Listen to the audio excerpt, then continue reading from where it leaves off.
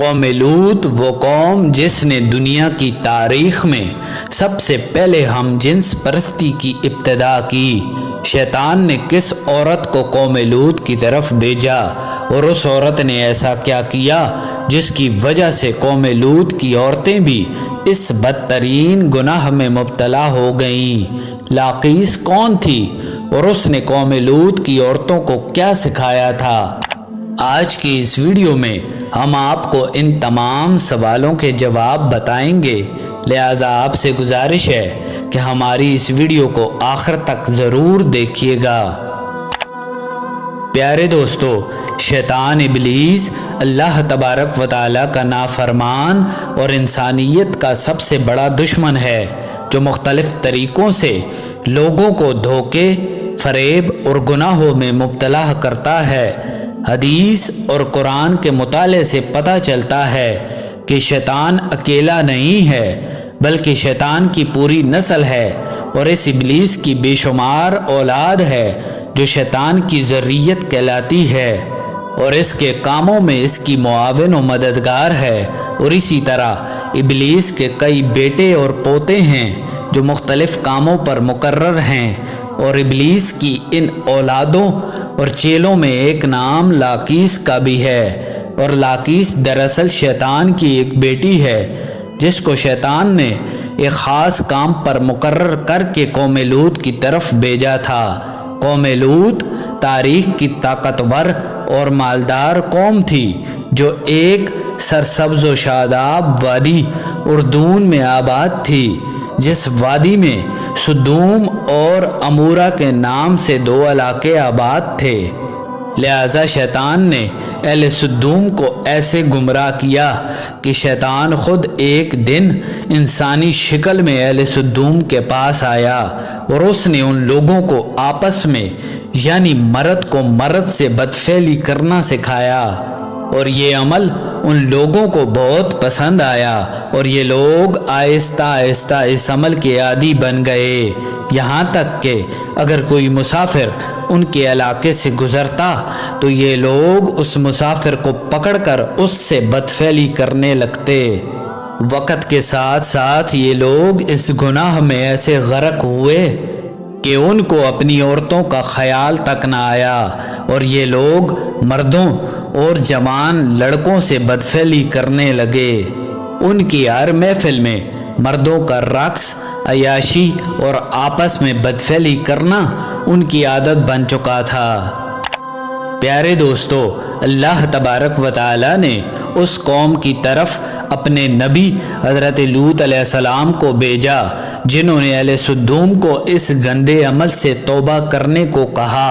اور فرمایا کہ تم لوگ کیوں وہ بدترین عمل کرتے ہو جو تم سے پہلے اس دنیا میں کسی نے نہیں کیا؟ تم مردوں کے پاس جا کر اپنی خواہش پوری کرتے ہو اور اپنی عورتوں کو بھول گئے ہو اور تم حد سے گزر چکے ہو۔ لیکن اہل سدوم پر حضرت لوط علیہ السلام کی ان باتوں کا کوئی اثر نہ ہوا اور وہ لوگ آپ علیہ السلام کے سخت دشمن بن گئے اور کہنے لگے کہ اے لوط، اگر تم اتنے ہی نیک ہو تو اس بستی سے نکل جاؤ۔ اہل سدوم کے مردوں کا آپس میں بدفعلی کرنا صرف ایک گناہ ہی نہیں تھا، بلکہ اس عمل سے وہ لوگ اللہ تبارک و تعالیٰ کے بنائے ہوئے خاندانی نظام کو بھی تباہ کر رہے تھے اور ایک بدترین گناہ کی ابتدا کر چکے تھے،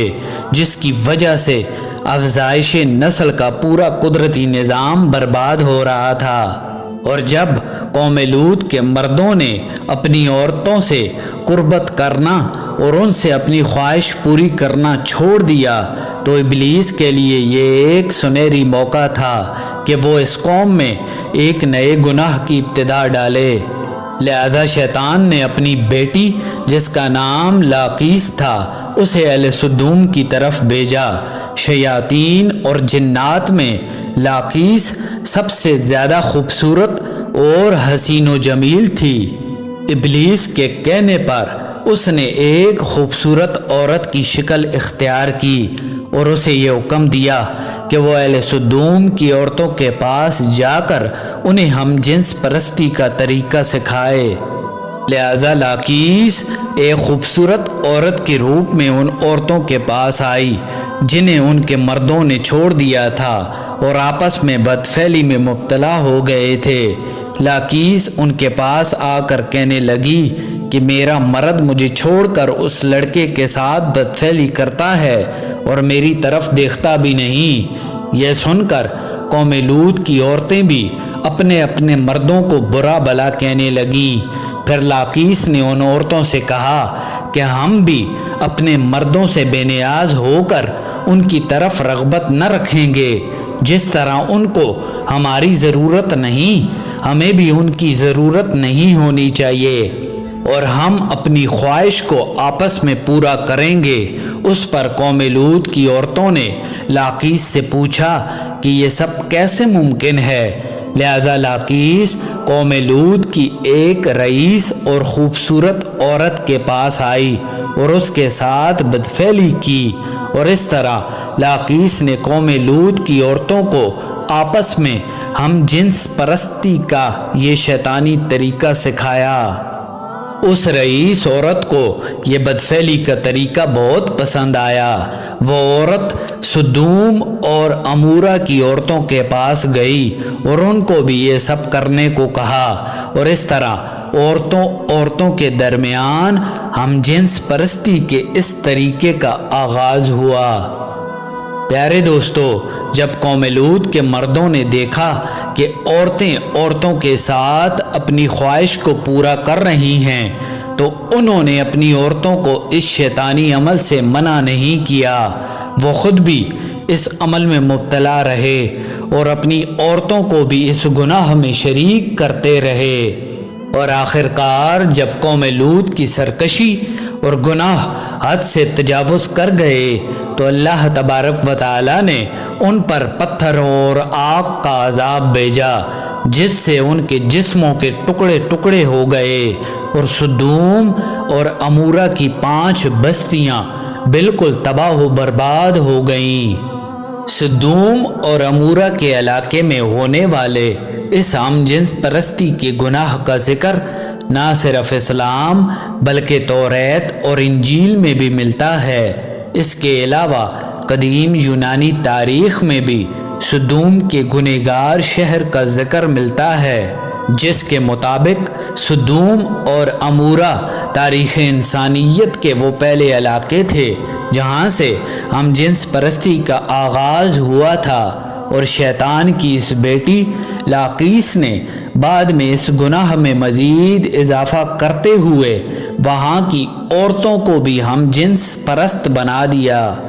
جسے جدید دور میں لیسبین کمیونٹی کا نام دیا جاتا ہے۔ سدوم اور عمورہ کے بعد ہم جنس پرستی کی یہ بیماری قدیم مصر، یونان، چین، افریقہ اور یورپی ممالک میں بھی پھیلتی چلی گئی،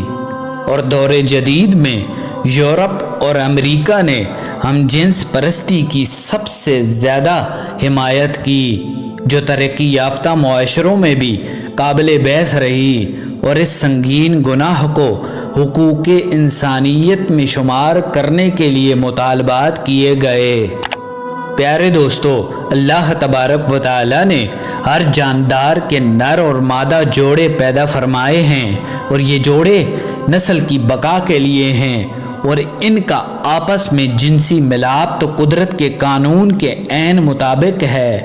اور انسانی قانون کسی حال میں بھی قانون الہی کا بدل نہیں ہو سکتا، اور قوانین الہی کے فائدے اور برکات کو کسی انسانی قانون کے ذریعے حاصل بھی نہیں کیا جا سکتا۔ اور قرآن و حدیث سے ہمیں یہ سبق ملتا ہے کہ لوط علیہ السلام کی قوم بھی اس گناہ پر خوش ہو رہی تھی اور خوشیاں منا رہی تھی، لیکن جب اللہ تبارک و تعالی کی پکڑ میں آئی تو اس کو صفحہ ہستی سے مٹا دیا گیا۔ امید ہے ہماری آج کی یہ کاوش آپ کو ضرور پسند آئی ہوگی۔ ملتے ہیں ایک نئی ویڈیو کے ساتھ۔ اللہ نگہبان۔